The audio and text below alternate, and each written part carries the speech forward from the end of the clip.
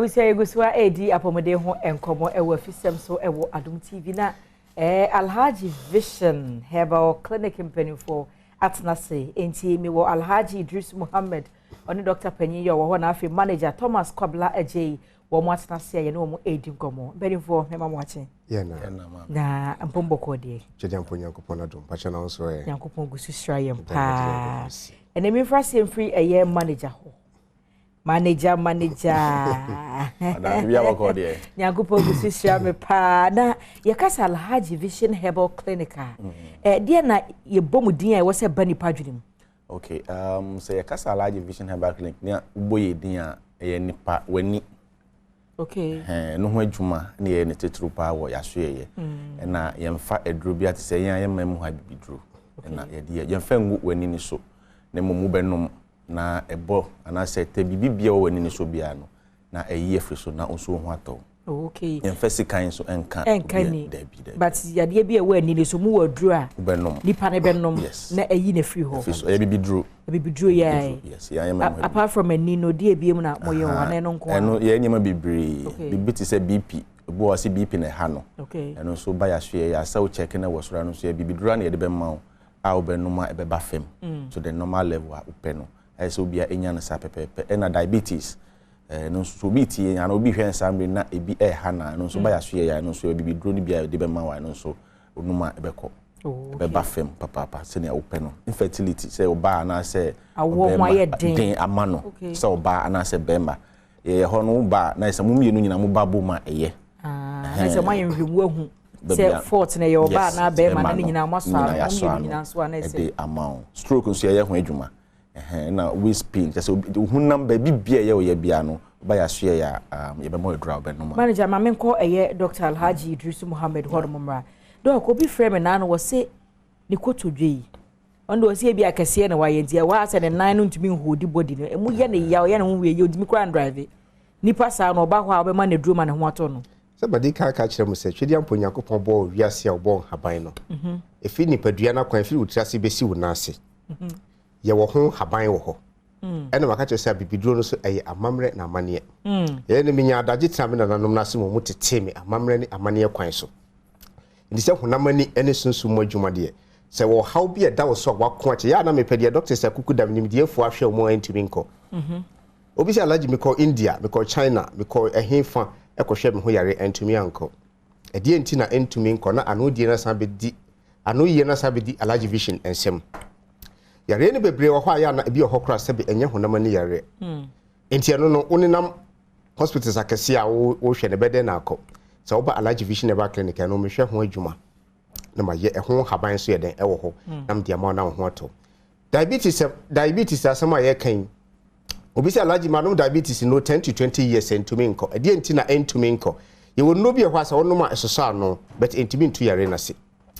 me o diabetes no haban enubra enusini enu makoma ko 5 na twedi ampo Nyankopon adawro ma odam na no so no mo hira so ma me nti diabetes no dia eye problem dia ja severe body pains bi a wo ko entumi nko obi e hwa oda no obesore a ani nano ne nsama entititi ne sisi itwe no otimi sore se de nkoto dwasema wo kan yi eno Alhaji Vision ka kire mu se so obo modina be wura Alhaji Vision Herbal Clinic bacho hwadure kutami we say na obenom me no bi amede be ka ho a obenom nti wo sisi ne nkoto dwe na wako so many years entumi enko no na waka wakoma e dia to yim e pacho bi anano pai obi tie me ode ne bana ko school akwala na dwume e chena dia wo hu bi apanyi ko yes o da dia kra to ba bi na refi no Alhaji Vision ka chem se so obo modina be wura kokomemre Adom TV dan kese ye chia Alhaji Vision ti saduru be ma ode be fra pie honi na watafre inshallah kra na dwume bi obi so wakoma yare wananti hospitals a che doctor se kukudam nimdiefo ahwe no e wona koma ho entumi nko adika ka chew se abibidro na eden amamre na amane e na haban no so ye de e wo ho na de ebede ne wo hu haban se wo wurawuram na nanom di nkuta ho asa na de haban na de aba ayem paibo aguso asa na atumi ye adwuma sadro we sin so wo be fra pie ho ni na watafre wakoma na eye wo ya entumi nko no inshallah eno so beko oba bi tie mi na no pai awo ho ayedin ama no oware ye 10 to 20 years ni awoni to me ma nti say ebi kura esre no na onka na koma ento ne yim obi sisi one be ma hia na ensuo no asan ba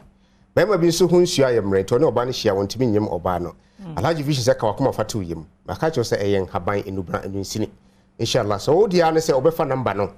na wabɔ mmɔden aba kokomemre Adom TV dan kesi nachi so wonya ba Alhaji Vision back and ya work how to dey atwa oba bi tie mi na no pai woni atenka be ma so mu anu anu say ya no ho duro ne say what woni atenka be ma so mu an say ka dada bi esi ateche mu a wo na say ni say be ma so mu na nti wo so anya atenka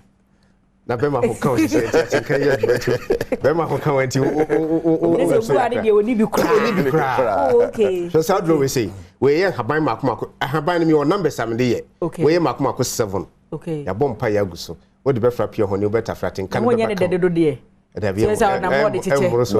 benya de aha okay sanity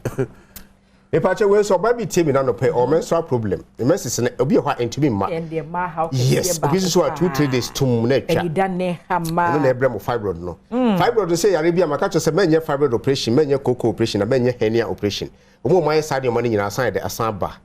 e die nti na me say menye fibroid operation fibroid akwese dua ye twa so dua no twa so na hini na twi nhio ma dua no fefe ba dua foforo enti obi a why fibroid operation wo tie mi na no pa bia esan fefe ba be wiase ne yi wa wo de na onya akwala ka wakoma fatu yim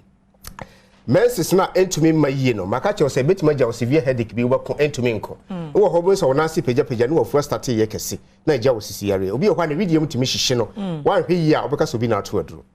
Alhaji Vision ka che say ma no mo hwedro ekutami entna ho e ma ne mesiwa wo ho kwan entna ho e ma ne me hawo me ja o severe headache bi a obenum painkiller afi na enya adwuma biom na wo hwe yi a wo time nso na ade ko wom nti ehwe obi hwehwe wo ahe na obi hu na numbers no numbers ni ye 0242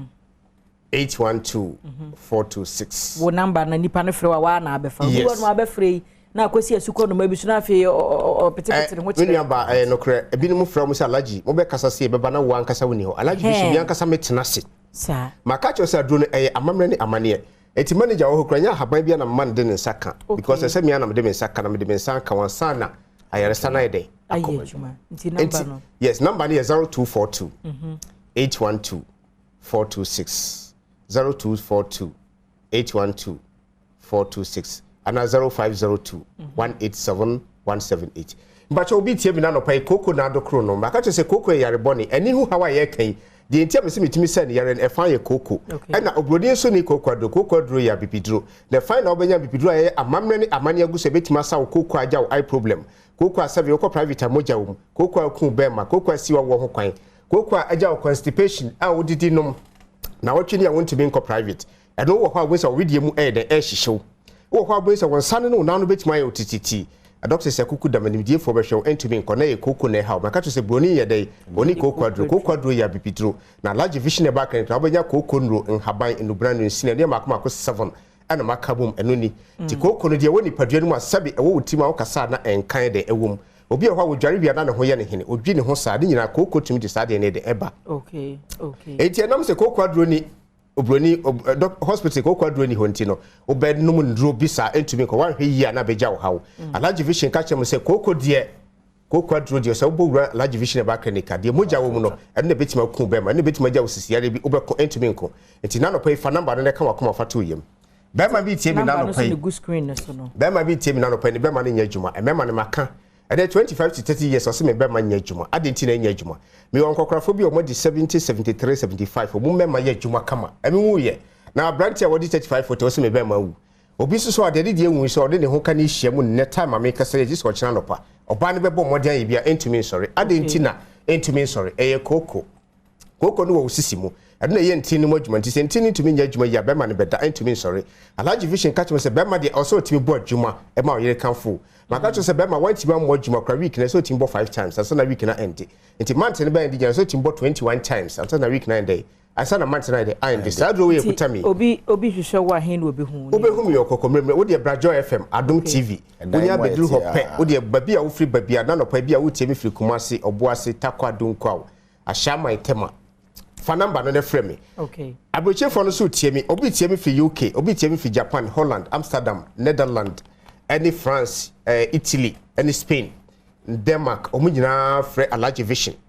na no me kasa wie wo haman bi frɛ me free UK o frɛ me na me send it or send it 2500 number me no ka chem Alhaji Vision me pedro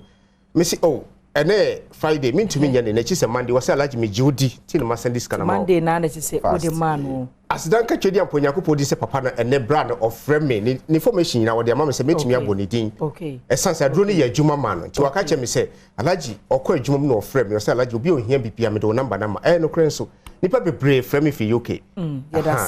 yada sinti abusa numbers no ene good screen so no betumi afa number no na no edim kombo kai say DBS Industries Limited ekoyemu namde Afisem brew wo hia me a eya frame I'm not sure wa ba adwa se wa kwasinsi e betena se na pensem mu atwa so